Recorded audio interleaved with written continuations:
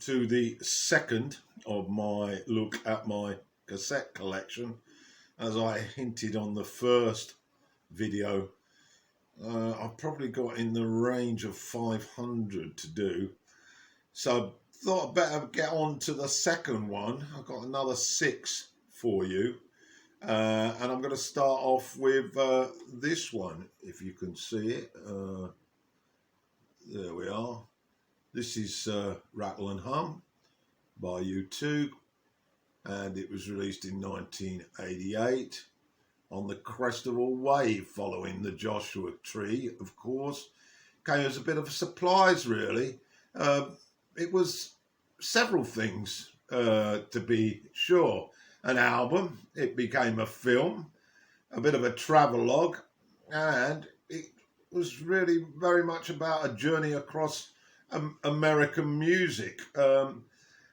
Many of the tracks were live, some of them anyway. It was a mixture of live and studio material, and it worked quite well together. I have to say, when it came out, though, I wasn't a big fan, but it grew on me. There were a few covers. They did the Beatles' Helter Skelter with certainly a loud guitar rock gusto with some crowd noise. All Along the Watchtower, Dylan's song, of course, but made famous by Hendrix, was thrown into the mix. And then Love Rescue Me, another song written by Bono and Bob Dylan, and Bob actually appeared on this one. And then a great collaboration, I felt, on When Love Comes to Town, when B.B. King joined up with the band, and he sang on it and played guitar, of course. And then, of course, it's got Desire on it, which was a big stadium rocker. And it really explodes. As I say, a nod to American roots music. Many tracks are a bit stripped back from the production employed in the Joshua Tree. It takes a bit of getting used to, but I quite liked it. Second offering then, R.E.M. Out of Time, 1991. It's their 7th album. It's very much into the folk rock scene. It transformed the band from a cult band to an international stardom-like band. Lush with some sonic detail, featured quite a lot of strings. Let me negotiate that a bit better. Why we need to do this, I'll never know. Anyway, and keyboards, mandolins. It's got an array of pop and folk songs. Too close, John. Michael Stipe abandons his explicit political lyrics on this album for the more personal stories. It won 3 Grammys in 1992, 1 for Best Alternative Music Album and 2 for the hugely successful single Losing My Religion. There's some very strong tracks on this, including that one which is but on mandolin, and very much a masterpiece. And radio song opens it up. It's funky alt rock. I like, and I'm trying to just wheedle down a little bit to my track list here. Half a World Away has some lovely harpsichord and mandolin, and the string section, of course, and Shiny Happy People, a bit of a sing-along, a bit corny, but certainly caught the eye, and the Birdsey Near Wild Heaven, written by Mick Mills, who's also the singer, and lots of nice hippie harmonies.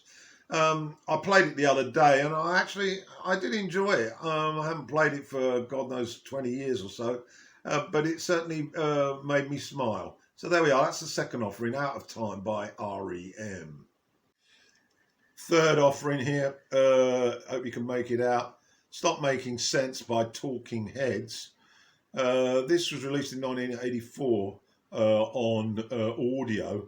but it also more famously was used by the band to promote a live concert DVD, which was directed by Jonathan Demme, and is probably one of the finest rock music concert film footages of all time.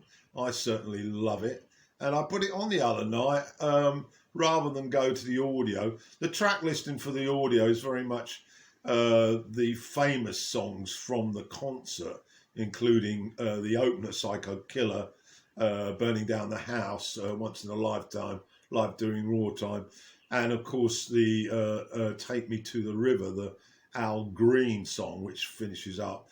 The concert, which is much more interesting really than this audio, is highlighted by the way it sort of transpires. It starts off with Byrne solo with his guitar and his boom box as he sings Psycho Killer and goes into a crazy dance trance-like routine with exaggerated neck movements. And then on comes Tina Weymouth on bass, and Byrne then sings Heaven, which is absolutely heavenly, sang to perfection. And then the drums start with Chris Vance on Thank You for Sending Me an Angel, which is really marching band type beat. And then we move on to the next track where Ann Harrison starts on rhythm guitar, and then we get into Slippery People. And by the time we're into tracks 6 and 7, the full band's out there, the backing vocals, the conga player, the synthesizer player, and Alex Weir on lead guitar. Absolutely fantastic concert. Not a bad audio really, but it's a bit short change after you've seen the DVD. So there we have it. Stop Making Sense from Talking Heads. All of those 3 cassettes I've shown you were all bought in Bangkok on the 25 baht copies. This next one, though, I got a feeling I bought this. I think I bought this in England. I can't remember really, but it's the first debut album by Jackson Browne, and it's been called Saturate Before Using, but it was actually titled Jackson Browne. Came in 1972. The Saturate Before Using was apparently some reference to some water bottle that was spotted on the image, and I won't go into it, but it stuck, and it became the name of the album. Acoustic pop rock. He was 23 years of age when he put this album together. He'd been involved in the Nitty Gritty Dirt Band before that, and also writing songs that attracted the attention of more famous artists than himself. But this is a delightful opener, auspicious to say the least. And it starts off with Jamaica Say You Will, later done by the Byrds on Bird Maniacs. A beautiful piano, great vocals, lovely acoustic guitar by Clarence White. A Child in These Hills is the second one. It's as good, harmonica oozing into the melody.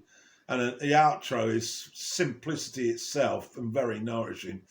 And then just reference to track 4, which is my favourite, Doctor My Eyes, which is a bit of a more up-tempo sort of rocker. Not really rock, but it's got an insatiable sort of rhythm. And a neat session, a neat solo by one Jesse Ed Davis, who I never heard after this. And it's my favourite. It's still a great album, though, and if you haven't heard it, get to find it. Jackson Browne debut, and it was released in 1972. The next one was bought in Bangkok, but it was not a copy, a new one. It's got a price tag on it of 119 baht. I hope you can make it out. It's the second band by the Verve called A Northern Soul. And this one came alive in 1995. Let's try and get that right. 1995. I got the first one, A Storm in Heaven, but this really took it up a few notches. It's psychedelic heavy rock, really, but it was in the same sort of era as Brit pop, although I don't see it as a Brit pop at all. They were big mates with Oasis, which may have had the link. It's a cacophony of hypnotic rock, really, awash with guitars and wailing vocals. And it's quite an impactful piece of work. The first few tracks are particularly stunning. A New Decade and This Is Music open them up, and they are really psychedelic rock to the extreme. Probably will sound far better in a drug-induced state. And then the lighter songs, On Your Own, which has a more sort of mellow tone to it. And it's got a great sort of beat and hook line. And the guitar work by McCabe is exceptional, as it is really throughout. Nice sort of album, really. I don't play it that much, but it was before the huge urban hymns, which was very much toned down to capture a wider audience. This was the title was a nod to Northern Soul up in Wigan, and that's what I read anyway. Ashcroft's pretty good on his soulful vocals here, and in part it reminds me a little bit of that psychedelic Doors feel on their opener, particularly the 12.5 minute The End. So there we have it. That's A Northern Soul by the Verve, 1995. So the last in this second episode then is, and you probably can catch that, is the debut album by one Tracy Chapman. This took place in 1988, and it was a pretty sensational breakthrough, really. The stark realism of her songwriting, combined with her warm, richly textured vocals, brought an instant sort of stardom to her, really. But there was a refreshing integrity that we found on listening to her on the radio. She became very popular at the time, linked with the political movement, Rock Against Racism, and the Free Nelson Mandela campaign that was afoot in the UK. There's some beautiful songs on here, no better than the first two, Talking About a Revolution and Fast Car. I recall playing this album a lot when it was released, not so much nowadays, but I still think it stands up very, very well. A beautifully throaty sort of soulful voice this girl had, and well, get to listen to it yourself. It's Tracy Chapman, 1988, her debut. So, lurching over to put the cassette down. That concludes my second video on my cassette collection. Your comments are the most important part of what I'm doing here. I'm not obsessed with subs. I'm not obsessed with millions of views. I'd rather have half a dozen comments from people who are sincerely interested in listening and have something to say about what I've said, and that includes disagreements. So that concludes the second episode of my cassette collection.